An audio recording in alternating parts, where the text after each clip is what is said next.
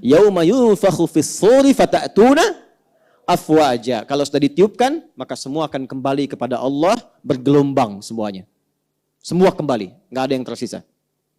Pelan-pelan, fokus, kita balik ke ayat 17-nya lagi. Kapan itu terjadi? Pada hari perpisahan dengan dunia. Inna yaumal fasli kana. Nah, ketika itu ditiupkan, disebut dengan yaumul fasl, hari perpisahan dengan dunia. Habislah dunia semuanya. Nah, hari itulah yang disebut dengan kiamat. Bangkit semua secara serempak, ya, saling bangkit banyak keseluruhannya, sehingga berpotensi ada yang bertubuhkan, ada yang bertaburan, ada yang macam-macam. Itu sifatnya disebut dengan kiamat. Hari terjadinya kebangkitan besar yang keseluruhannya kemudian bangkit, ya, kemudian naik, kemudian beradu, bertumbuk, hancur keseluruhannya. Maka harinya disebut dengan apa? Kiamat. Dan hari kiamat ini juga hari perpisahan, yaumal fasli, hari berakhirnya kehidupan dunia. Karena miqata, aku telah tetapkan waktunya dengan sempurna. Miqat itu gabungan tempat dan waktu yang sempurna. Maka kiamat pun demikian. Kata Allah, aku telah aturkan tempatnya, perpisahan bumi hancur semua. Habis. Waktunya kapan? Aku telah atur waktunya sedetil mungkin. Jelas? Nah, detil waktu yang sedetil mungkin mencakup detiknya, menitnya, jamnya, sampai harinya, sampai momentumnya. Dalam bahasa Arab disebut dengan sa'ah namanya. Sa'atun as-sa'ah. Agak fokus ya, agak fokus betul. Karena itu jam dalam bahasa Arab disebut sa'ah. Karena di jam itu kan ada presisi tinggi menunjuk kepada bukan hanya jam, menit, tapi juga apa? Detiknya gitu ya. Nah, waktu yang sangat spesifik, presisinya, akurasinya begitu tinggi dalam bahasa Arab disebut dengan sa'ah. Karena itu, kalau bertanya kapan kiamat terjadi, kapan tepatnya, kapan waktunya, maka dijawab oleh Al-Quran, miqata itu dengan bahasa yang jelas menggunakan kata sa'ah. Sa'ah. Buka Quran surah 31 ayat 34.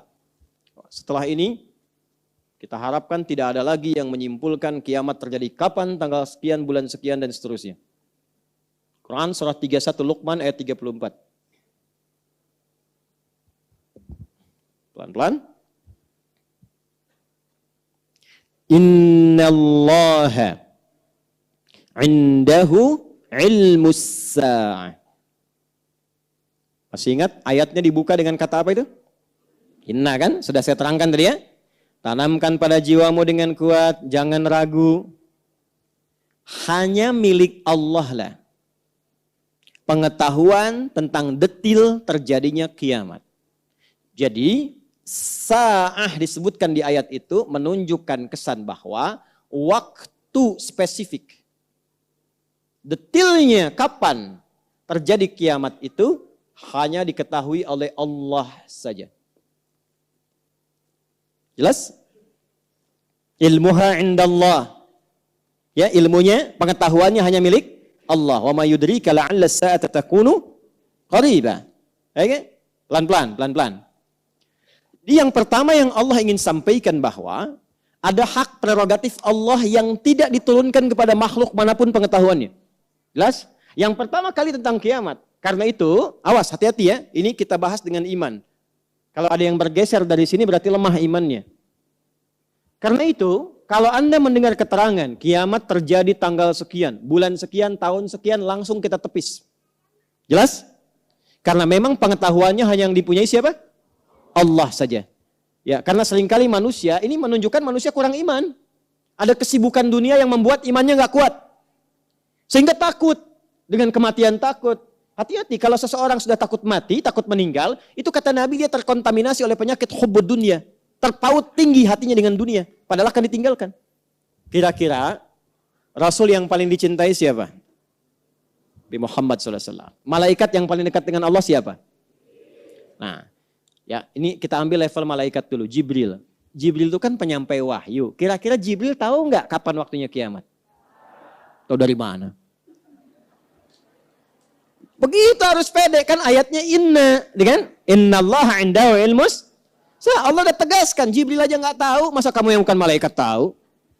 Jibril aja nggak tahu. Jadi kalau ada yang mengatakan hati-hati kiamat terjadi tanggal sekian, Jibril aja nggak tahu, apalagi ente. Gitu. Ya, Nabi Muhammad tahu tidak? Tahu tidak? Kan pernah Isra Mi'raj beliau. Kan pernah menghadap Allah, masa nggak tahu? Tahu nggak? Tidak. Nabi Muhammad, Nabi paling mulia, dekat dengan Allah, takwanya tinggi, karena khuluqul Quran. Surganya turun jaminan sebelum wafatnya, tetap nggak tahu kiamat. Anda aja sudah nggak jelas. Surga belum terjamin. Pujian nggak datang dari Quran mengatakan kiamat akan terjadi tahun sekian. Cie, siapa Anda? Nah, yang menarik begini, ada dialog antara yang paling dekat dengan Allah dalam kalangan malaikat dan kalangan Nabi, Jibril dan Nabi Muhammad. Dialognya disebutkan dalam kitab Sahih Muslim. Ini, hadis nomor 8. Ya kan? Halaman 36 sampai 37 di Kitabul Iman, kitab pertama nomor hadis yang ke-8.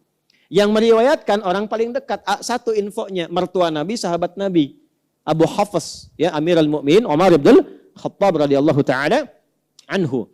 Dan diriwayatkan dari Umar kepada siapa? Ke anaknya Abdullah bin Umar, ya, bin Khattab radhiyallahu taala anhu, sampai ke Imam Muslim dikabarkan ke kita. Langsung ke hadisnya, ke ujungnya saja biar cepat. Jibril, malaikat terdekat dengan Allah, bertemu Nabi Muhammad sallallahu alaihi wasallam, Rasul terdekat dengan Allah. Dua-duanya terdekat. Dikonfirmasi oleh Jibril alaihi salam kepada Nabi Muhammad sallallahu alaihi wasallam tentang kiamat. Kalimatnya jelas, mata sa'ah. Kapan waktunya kiamat tiba? Apa jawab Nabi sallallahu alaihi wasallam? Mal mas'ulu anha bi'a'lama minas sa'il. Tidaklah yang ditanya lebih tahu daripada yang bertanya. Ini jawaban tawadhu nih. Jibril datang ke Rasulullah karena merasa beliau itu kekasih Allah, dekat dengan Allah. Ya, belum minta sudah dijawab. Ya.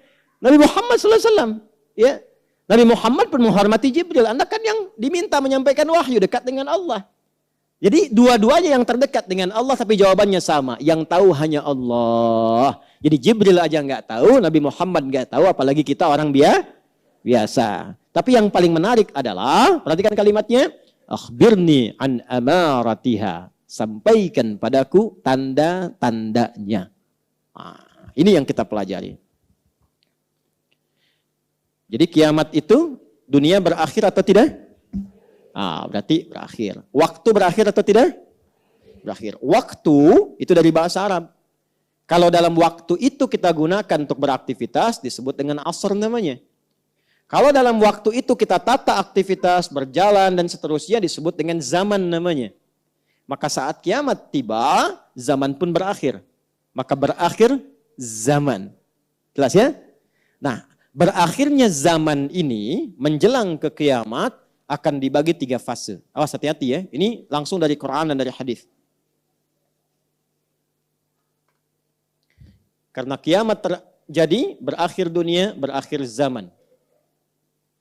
Maka seringkali kajian tentang kiamat disebut dengan kajian akhir zaman. Ya. Nah, akhir zaman menuju kiamat itu dibagi 3 fase. Ini ilmiah sekali ya, jadi butuh fokus yang dalam. Hati-hati, bahas kiamat semakin gelap. Insya Allah terang kembali ya. 1, pembuka akhir zaman. Pembuka ini kiamat, akhir zaman. Awas ya. Yang pertama adalah pembuka akhir zaman. Awal, yang mengawali kehidupan di akhir zaman.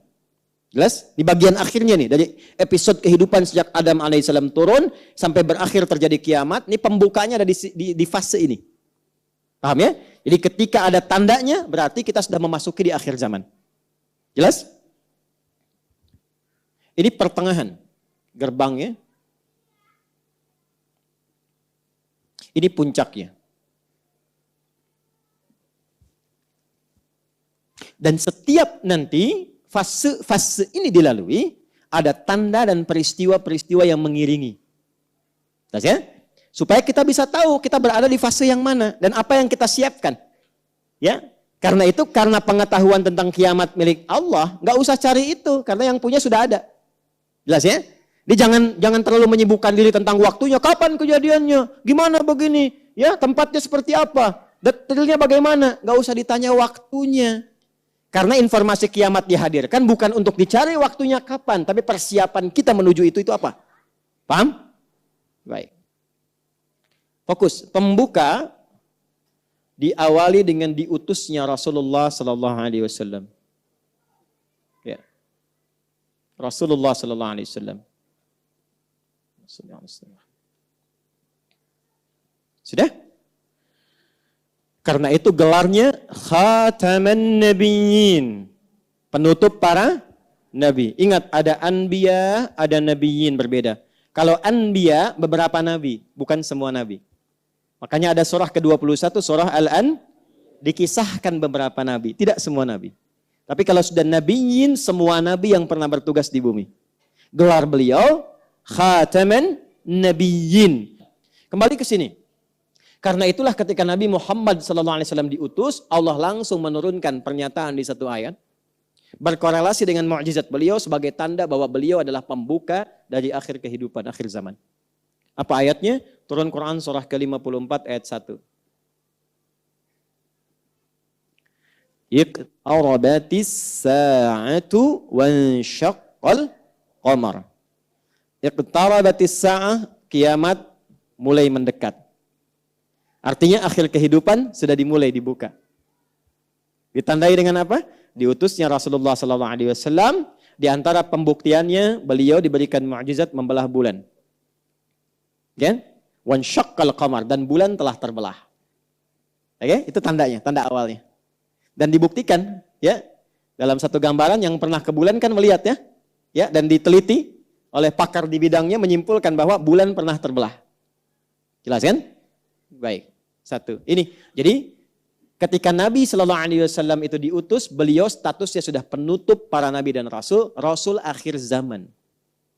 Rasul akhir zaman. Di fase pembuka.